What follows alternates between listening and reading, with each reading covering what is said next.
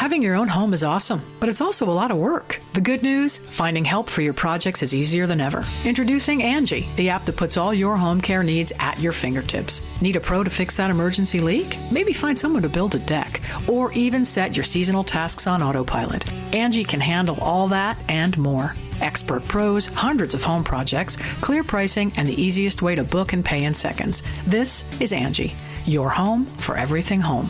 Download the app today.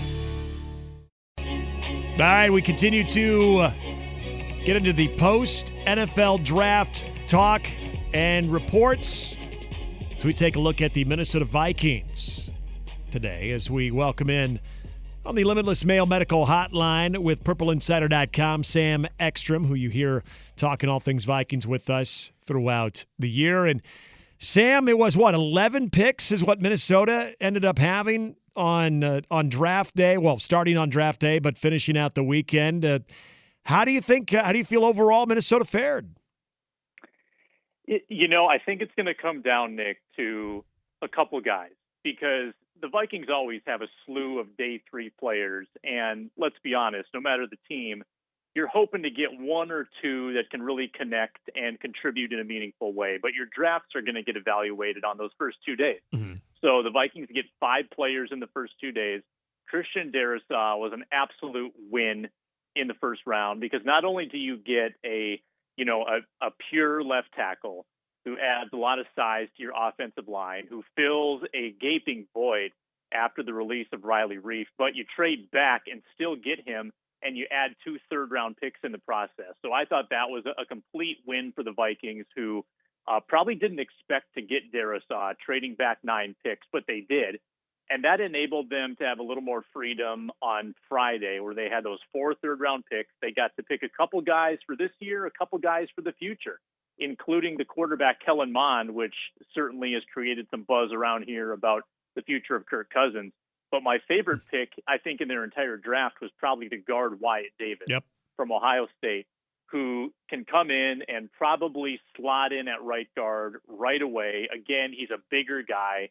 Mike Zimmer talked to us on Thursday how they're trying to add girth on that offensive line, because they prided themselves on being light and mobile, and it's come at the expense, I think, of their interior pass protection. So between Darrisaw and Davis, they add a little bit of weight, a couple of 315-pound guys that had really good college resumes. And I think even if those 2 players can play right away and play well, that will make this a good draft for the Vikings. Another guy that I know we've spent some time talking about, just because played in the Big Ten, it's one of Nebraska's rivals, is Iowa, and Amir Smith-Marset, very good kick returner at the very least. Do you feel like that could kind of be his role, like a special teams gem there?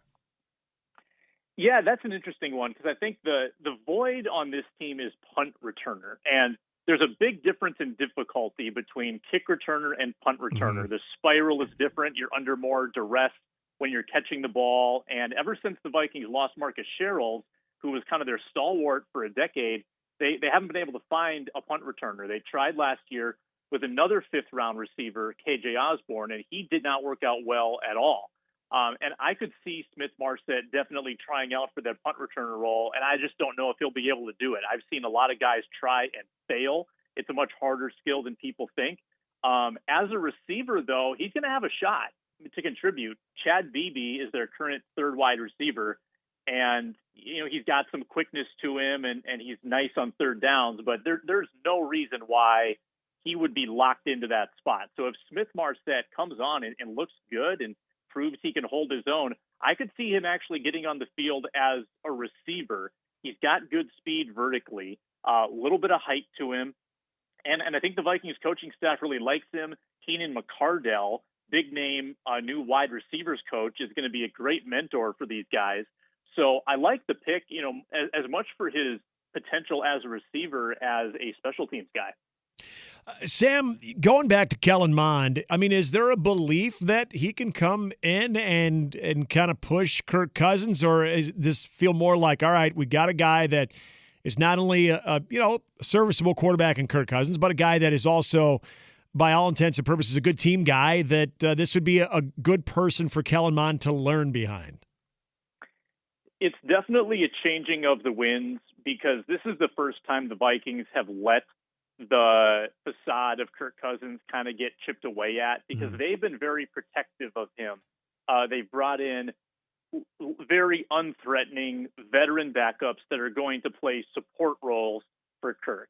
And this is the first sign that they're willing to bring in someone who can mildly challenge him. Now, they've said all of the things so far that would indicate this is not a 2021 move.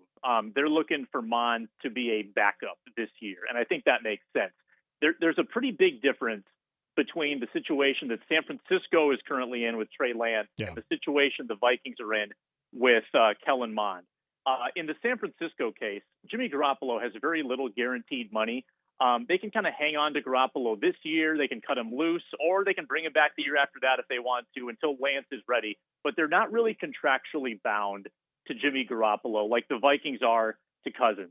Cousins has a $45 million cap hit in 2022. That's basically untenable. So they're going to have 1 year here to kind of figure things out and know which direction they want to go. So they're going to be watching Kellen Mond closely in preseason, in practice, to see if he can hang and if he can be a solution, because they have hedged their bets a bit. They passed on Mac Jones, who was a top 5 quarterback. Reportedly, they wanted to trade up for Justin Fields, but they're looking for someone of that mobile variety, and Kellen Mond definitely fits that. But, another difference between Lance and Mond is that Mond had a lot of college tape. He had time to make himself a first round pick, and he didn't necessarily do that. I mean, there's a lot of tape that's good and a lot of it that's not so good. So I think the Vikings are sort of stuck in between here. It's very rare to get a quarterback in the third round and after who ends up being something. And they're really going to have 1 year here before they have to make a decision on Cousins and what they want to do with him going into 2022. And frankly, I don't know what's going to happen. I don't think Mond is your clear-cut starter in 2023 or anything, but this is the start, I think, of the Vikings contemplating life after Kirk. Well, you mentioned Wyatt Davis in the third round, and from a value standpoint, that's tremendous. We all know what kind of a player he can be. What about in the later rounds? I mentioned Amir Smith-Marset, but anybody else that you felt that, boy, they were surprised that that person was available and maybe got tremendous value out of them? Yeah, I think in the fourth round, they had 3 fourth-round picks, and they might have reached on a couple of them. They took a running back from Iowa State. I thought that was a big overreach. And then their other fourth-round pick, Cameron Bynum, a lot of the analysts are saying that they took him a round or two too early, but I love the player. I wrote about the player before the draft. He played all over the field at California. He was a cornerback primarily at Cal, but the Vikings want him as a safety. And that's interesting because they've got Harrison Smith and Xavier Woods in contract years. So they might have 2 openings at safety next year. This feels like a sort of stash and groom for the future kind of player that the Vikings took in the fourth round.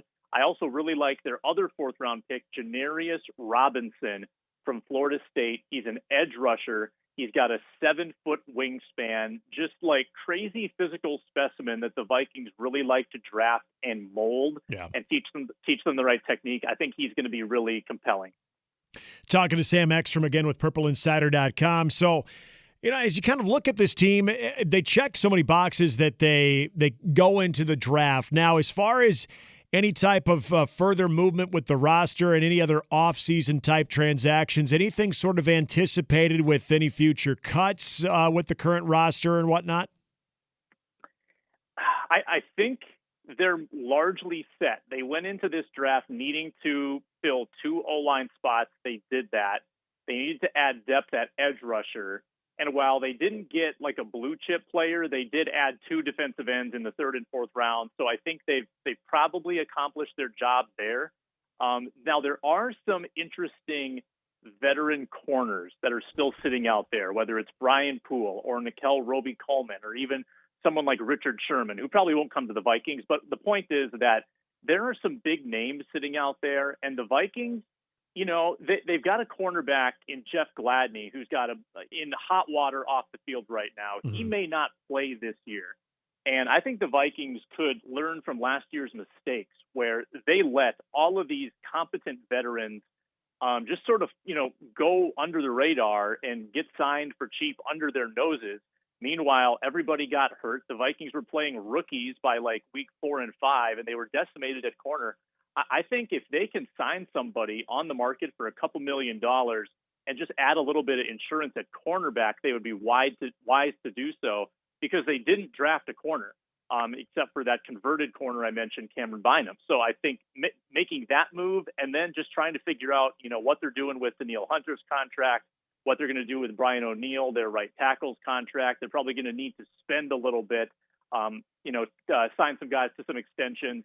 And I'm assuming that's how they'll use up most of the remaining financial capital. And lastly, too, with the NFC North conversation after the first night of the draft, not only, for a guy who roots for the Chicago Bears, I was happy not only that they got Justin Fields, but I'm sure Vikings fans just as excited. Aaron Rodgers could be on the way out of the NFC North, right? That's got to be a nice little a draft day gift, or at least a potential gift. Yeah, the Favre parallels just keep getting, closer and more closely woven. It's insane what's happening. And, even today, there's more and more reporting coming out saying that he's not budging. He's not going to play in 2021. And that does change the calculation for a team like the Vikings, whereas I think the Lions are in rebuild mode. The Bears are kind of starting over with a rookie quarterback. There are some pieces there. I think the Bears can be okay. But the Vikings have enough veterans in place that I think this gives them a real opportunity to go for it this year and try to, win this division, try to, snag that bye in the playoffs. And there's, granted, only one bye now, so that's more difficult. But I think being division champions suddenly became very, very possible for the Minnesota Vikings. And, in the long term, it wouldn't hurt them to not have to face Aaron Rodgers twice a year either. Yeah. So I think the Bears are rejoicing. The Lions are rejoicing. The Vikings obviously are rejoicing as well, really not knowing if Jordan Love, the heir apparent, can even play. Right. We didn't really see him at all last year. It's Sam Ekstrom again, covering the Vikings, purpleinsider.com for all the latest on the Vikes. Sam, really appreciate you coming on, man. Have a good one. Yeah, you as well.